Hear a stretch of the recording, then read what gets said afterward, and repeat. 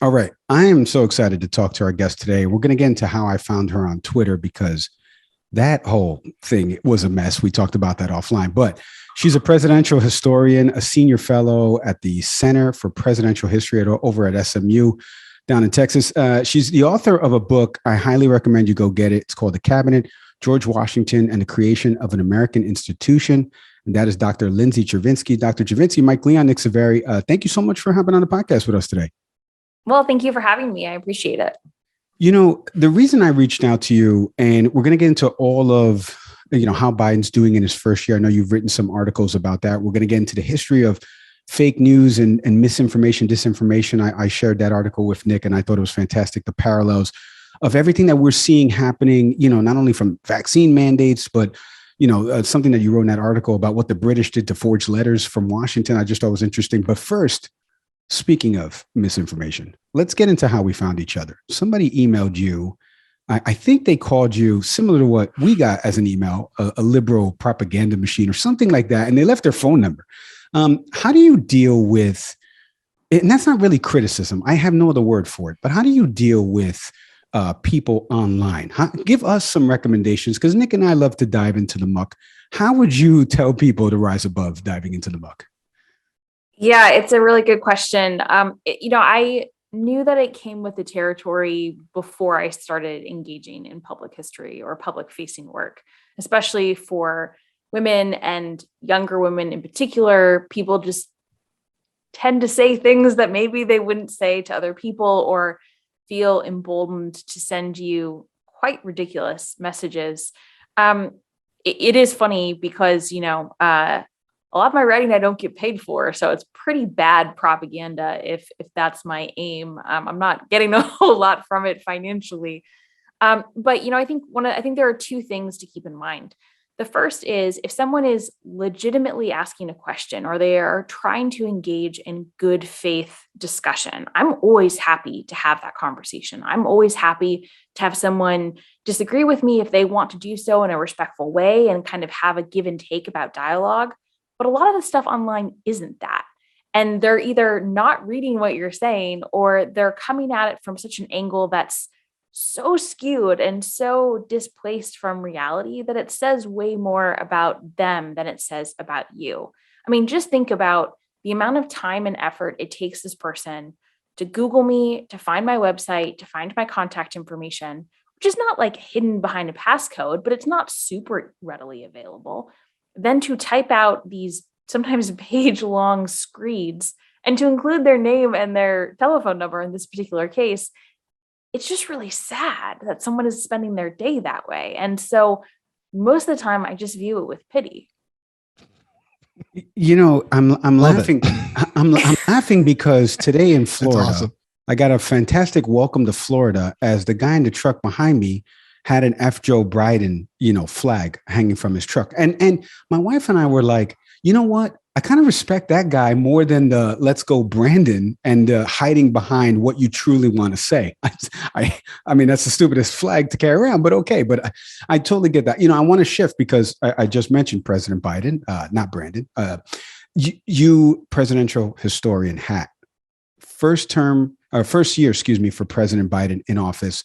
Nick and I, in our last episode, did a bunch of highs and lows in terms of presidential history and rankings and everything that Biden has dealt with in the first year, from Afghanistan, obviously inflation, a pandemic. Is there any parallels in history that you can draw upon of somebody going through as much as President Biden kind of came into? And also, how would you grade President Biden's first year in office? Well, as all historians probably like to say, and this is very annoying of us, so I apologize, but so much of this judgment we really kind of have to wait on because, for example, President Obama, after his first year, did not have particularly good approval numbers. And indeed, his approval numbers only continued to rise once he left office. It's often not until someone has left, has retired, and we have some distance that we can actually evaluate a little bit more clearly or compare them to some of the alternatives. Sometimes it gives us a really good appreciation for what we're looking at.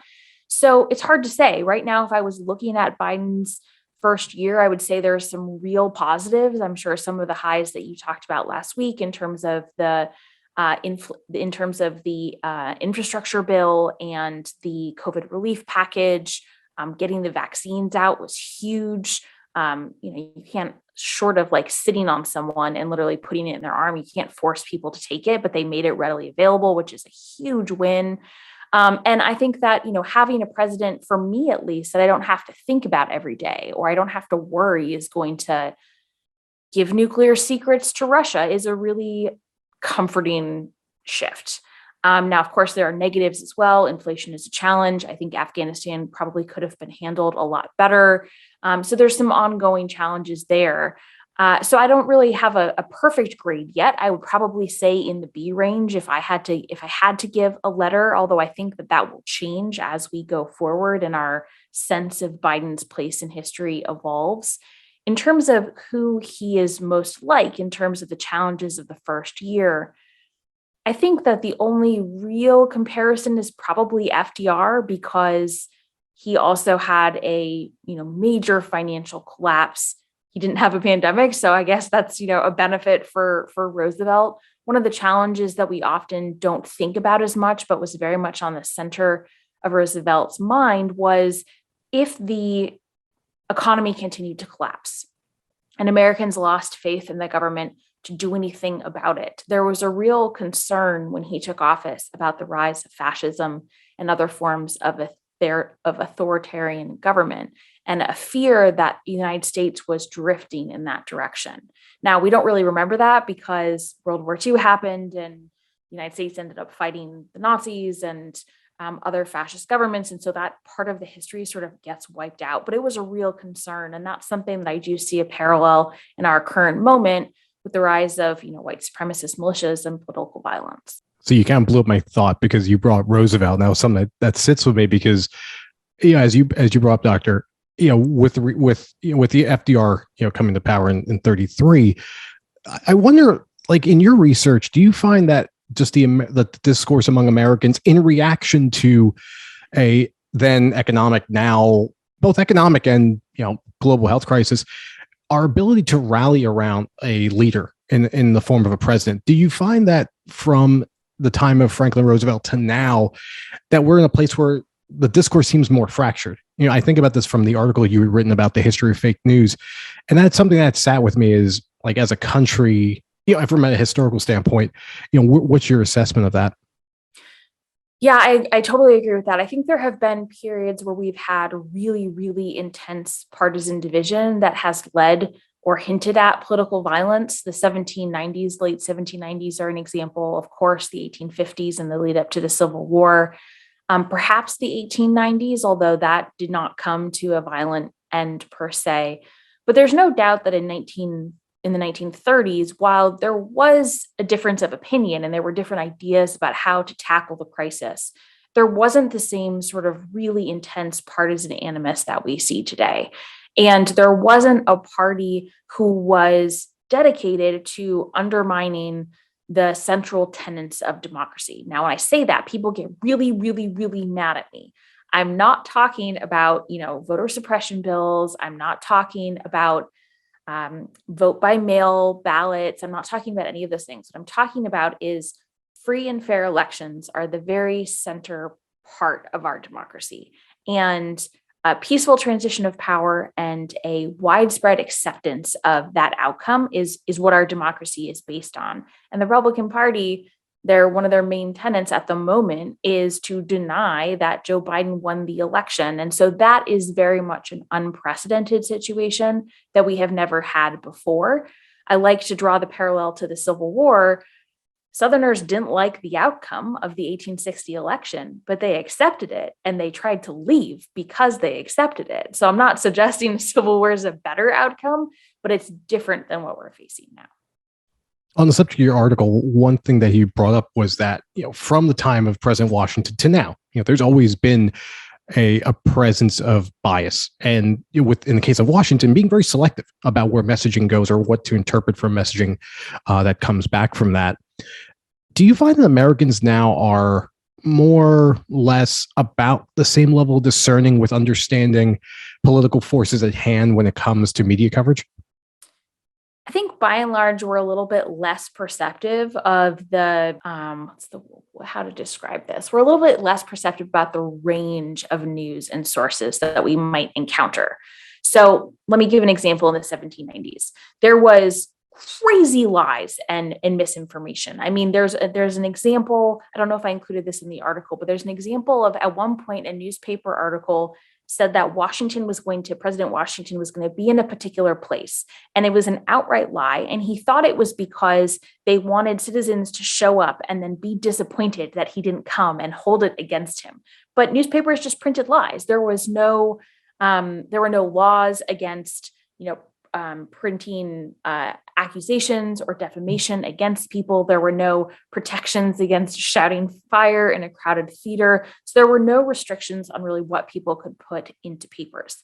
The difference is that people understood that most papers were motivated by partisan animus. Most papers were designed to support one party or the other. And there were some that were sort of more in the middle, but everyone had a pretty clear sense about where the various papers fell on the political spectrum. Now, the problem we're facing today is that that was not always the case in American history. Starting around the 1890s, there was really a development of a journalistic ethos. There was a concept of journalism as an honorable profession and a pursuit of the truth to help uncover corruption and wrongdoing and advocate for reform and change. And that's a great thing. The problem is that a lot of people who are reading the news now grew up with that sort of journalistic ethos that continued through the 20th century. So they think of people like Walter Cronkite and the evening news that you could trust to be relatively well informed. And so they go on to places like Facebook, and they do not have the same lens to filter or evaluate the legitimacy of the sources that they are reading. Now, I don't want to be ageist, but there is a lot of evidence, and there are a lot of studies that suggest that this is kind of a generational problem. Generally, the younger generations are a little bit more skeptical about what they find online because they've grown up in that world, and they've grown up in a world without those journalistic principles. So I am hopeful that this is a problem that can continue to get better and we can solve, but it is definitely a unique challenge. Yeah, you touched on a bunch of different things there, and I was telling you off air about my career working in news and sports media. Nick's career, obviously, working in education. So when you combine those two, there's a lot of synergy and a lot of overlap. I want to get into a couple things because your article and the one that we were talking about, that you were just talking about the misinformation and a real historical look at it. I would love for you to take our listeners through your readers as a historian. Like, what's been the through line for you on how misinformation has evolved? Because you touched on, well, now before people would just watch the local news. Before that, people would just read their paper. After now, in the 20th century, it's been people are getting it through social media. They're getting it from different places. For every 25 trusted sites, there's 10 more that could, that are just blogs of our opinions, and people are taking that as factual information. And we've done tons of episodes about news judgment. So what's been a big through line for you as how misinformation has evolved, and where does it end? Solve the problem for us. Well, historians are notoriously terrible future predictors because we get so nervous when anyone asks us to say what's going to happen next because we're so used to looking backwards. But a couple of thoughts. So misinformation and disinformation have always been around. One of the elements in this article that I nod to was during the Revolutionary War, the British Army printed fake letters from George Washington to try and discredit his leadership. He didn't mention anything about them during the war. He just kind of ignored them. And then they came back up again in the presidency. And he did put out a statement saying basically that these were false. But so it's just a good example of the fact that this kind of underhanded dealing has always been present. And there wasn't a glory age of, there weren't glory days or a golden age of, news and information in a time when everyone acted honorably. Far from it. As I mentioned, the difference was, I think people had a more discerning view for where that information was coming from. And of course, the access to that information was more limited. So it's not that people were, everyone was illiterate, because even if you couldn't read, you could go to the local tavern. People would often read newspapers aloud, but the pace of these things was slower. from information to cross the Atlantic took anywhere from 4 weeks if you were really lucky to 12 weeks if the weather was bad. Even mail up and down the Atlantic coast was just slower. And so every time that we've had a increase in technology or an innovation in technology, whether it be starting with the printing press to radio and the telegraph and then television, there's always just been an additional element of availability. So it makes it faster and easier for people to get that information. What I think we're seeing now with social media is our society just hasn't quite caught up yet. So whereas it used to be that you had 3 news channels to get your news at night, and everyone sort of had a basic, center core group of facts. Maybe you would listen to radio shows that had a perspective that you preferred compared to a different perspective. But at night, you turned on the news and you only really had a couple of options. Now, I don't watch the news. I get most of my news online. Now I try to really cultivate my sources, and I suspect that my cultivation is a little bit more intentional than some others, but there isn't the same sort of shared set of facts that we used to have. There are, alternative facts or fake news or whatever phrase you want to use to describe the alternative realities that seem to be going around. So I don't really know where that ends up. I think there are probably, not to get super morbid here, but there are probably a group of people that are sort of beyond reaching at this point in terms of convincing them about what is reality, what is not. So for example, I saw a conspiracy theory the other day that Elvis Presley and JFK Jr. and Marilyn Monroe were secretly hiding out to help Trump come back to the White House. I think it's probably pretty fair to say that's not happening. But if someone believes that, I'm not sure how you convince them otherwise. Right. I think what we have to do what I hope would be the future is that we would, work on limiting the spread of intentionally false information that is dangerous and harmful to people's health.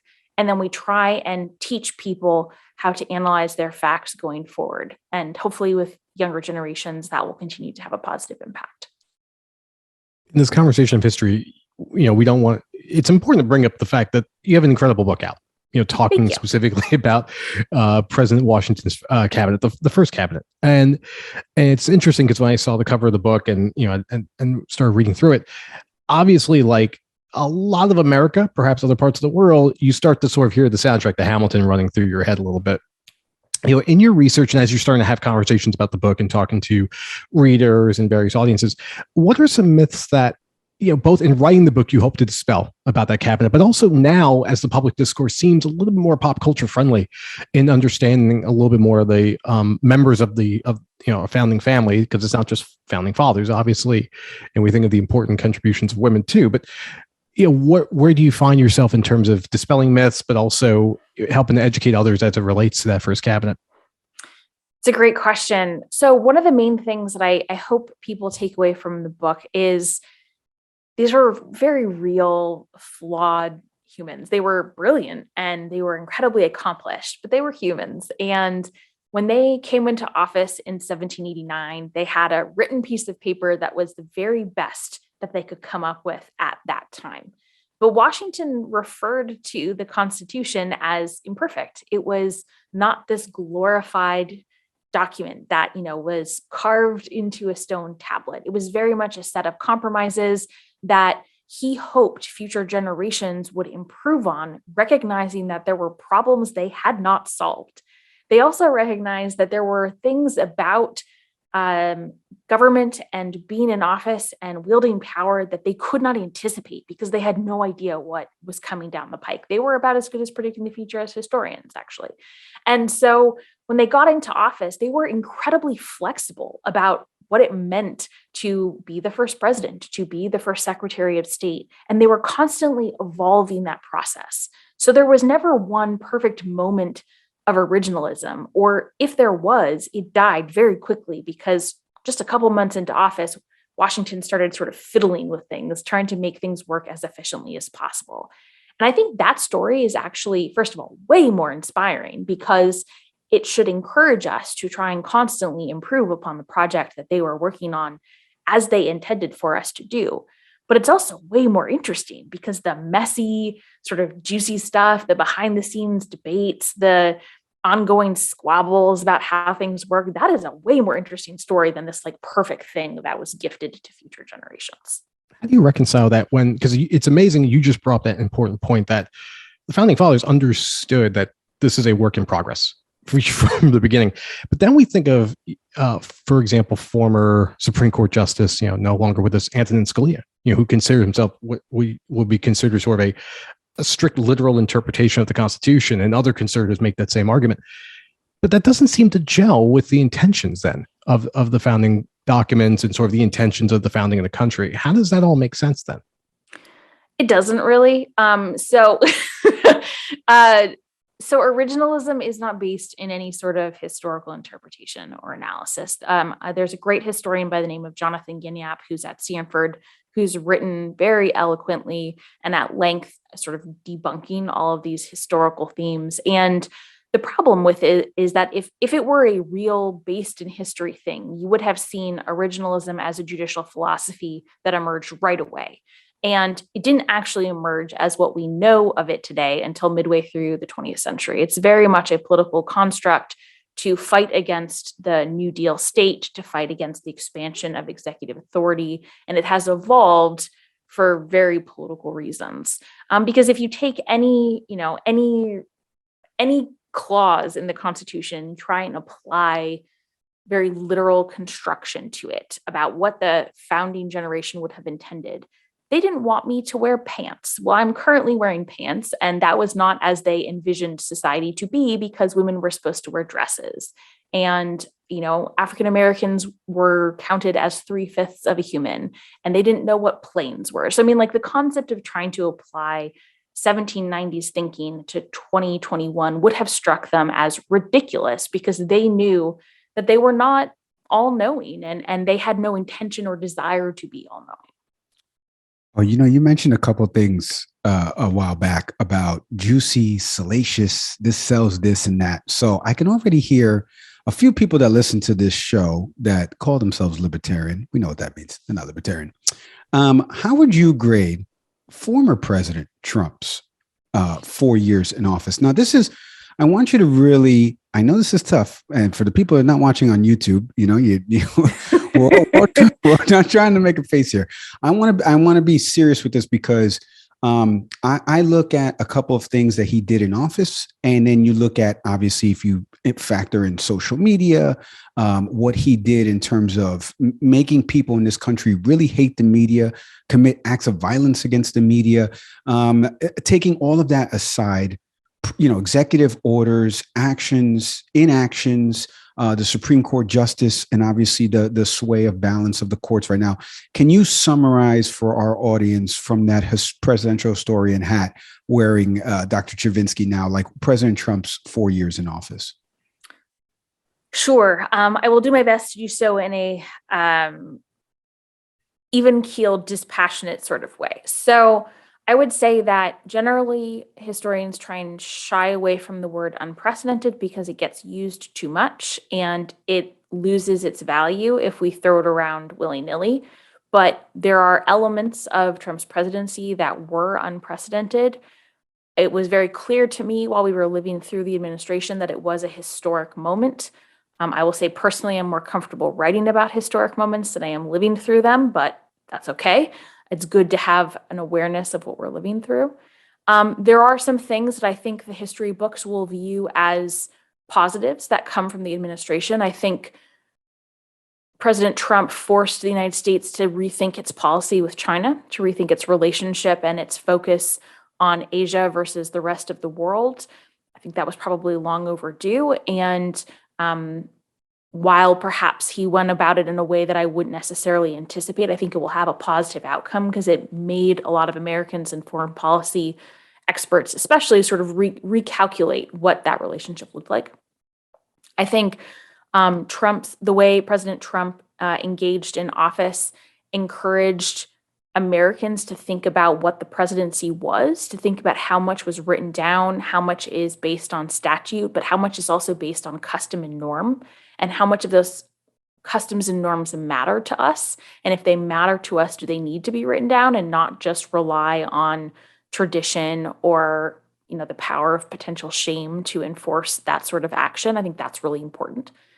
Similarly, I think the way that he disregarded some of the norms and customs forced us to think about what sort of executive reform might be important and whether we're comfortable giving so much power to a president of any party. I think that's a bipartisan concern at the moment, and I think one that's long overdue because Congress has sort of abdicated a lot of its responsibility for oversight, and that was not how the government was supposed to work. So I think that would be a real positive outcome if some more balance and oversight came out of the process. I think that there are a lot of specific elements of the presidency that I disagreed with, that I felt were detrimental.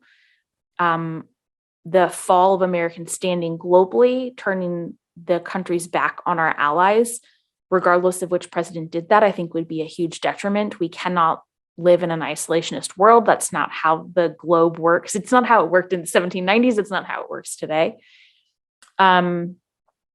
The way the pandemic was intentionally mishandled cost hundreds of thousands of lives.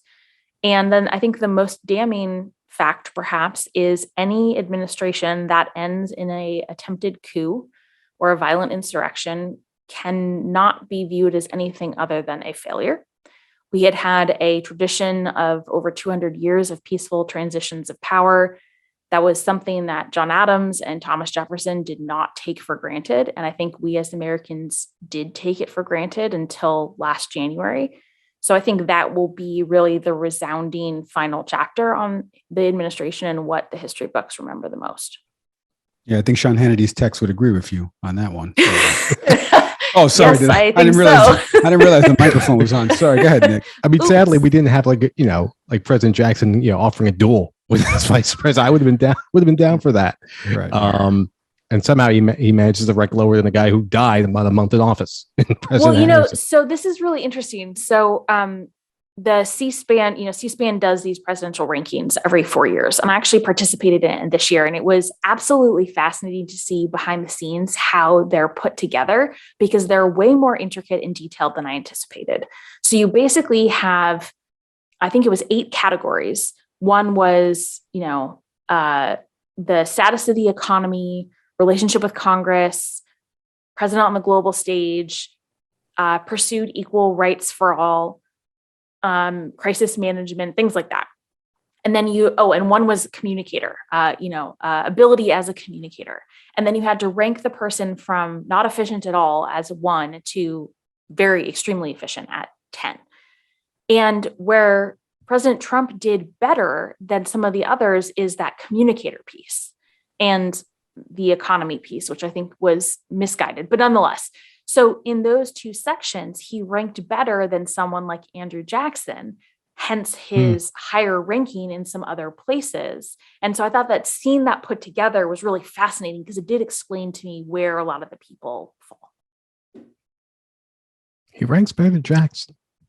I mean, well, Jackson did have people physically. I don't think he ranks better than Jackson. I think he ranks better than Andrew Johnson. I think Jackson is still above him. Okay. Sorry, Mike. No. I'm still getting past Sean Hannity text. Early in the show, we had Professor Eric Foner on from Columbia University, and the question we'd asked him was around, a lot of his work is around Reconstruction, obviously, and we talked at length about how oftentimes, and Mike has mentioned, my background in the education space. And I always, mostly complain via text, but bemoan sometimes on this show where American history curriculum sometimes gets it wrong. And then by the time, if you look over you'll see a copy of Lies My Teacher Told Me, which kind of gets back into that from a college professor's standpoint, like what you're getting, when students enter your classroom.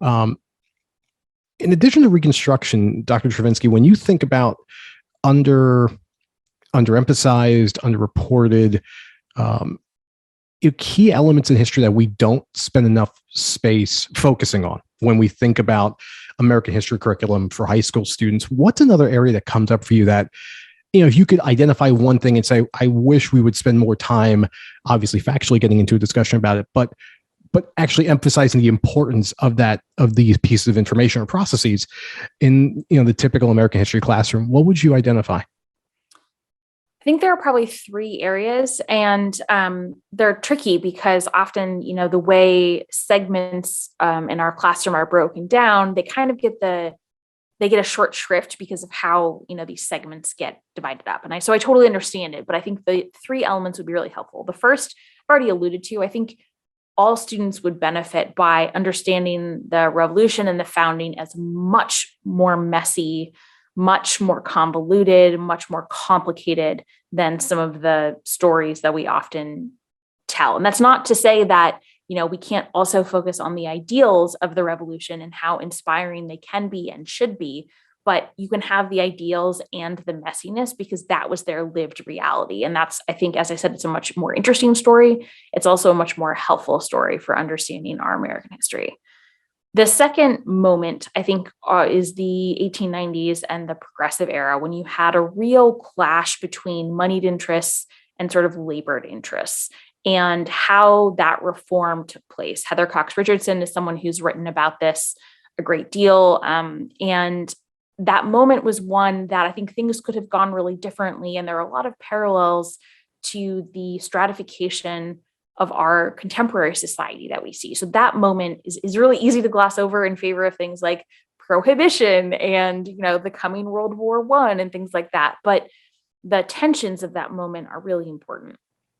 The last one I would say, and I'm as guilty of this as anyone, because if it's past 1960 for me, it's like, well, it's journalism.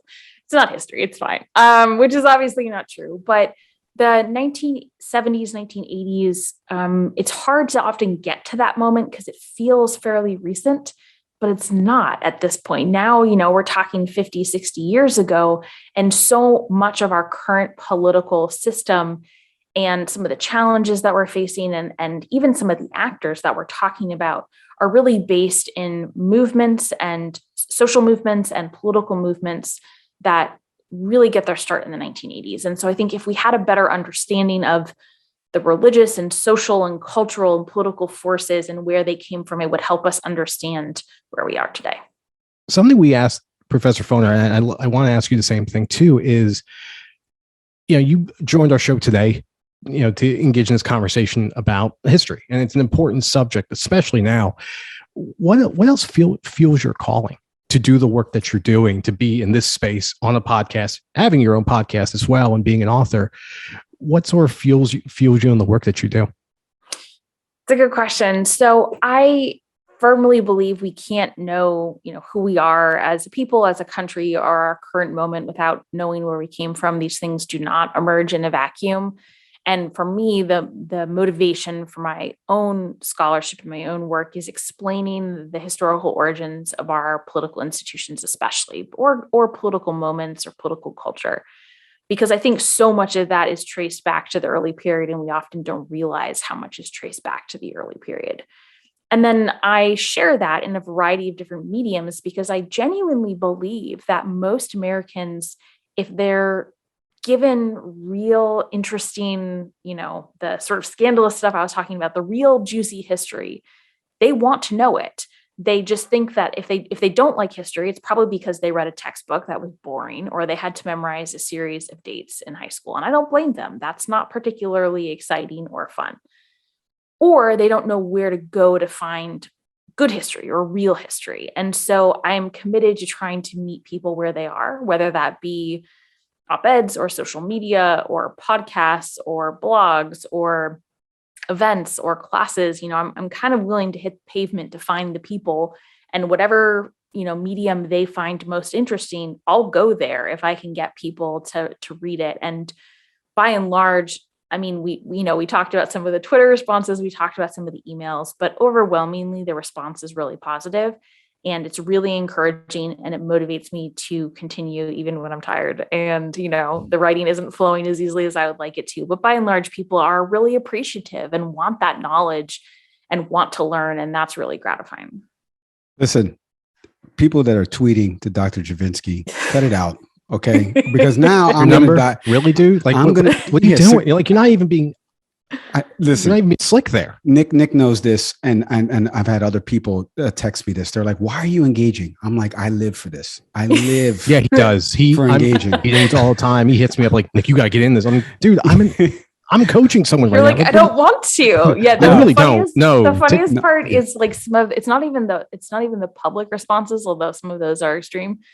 It's the direct messages. And it's one thing if someone like, writes like a long paragraph, like telling me why they hate me or whatever. Stay out of Dr. Chervinsky's DMs. Yeah, seriously. But you know what? The best part is someone was like, you're a loser. And I'm like, that's so creative. That is such a good insult. I've never heard that before. You're back in high school. Look at this. I'm like, what?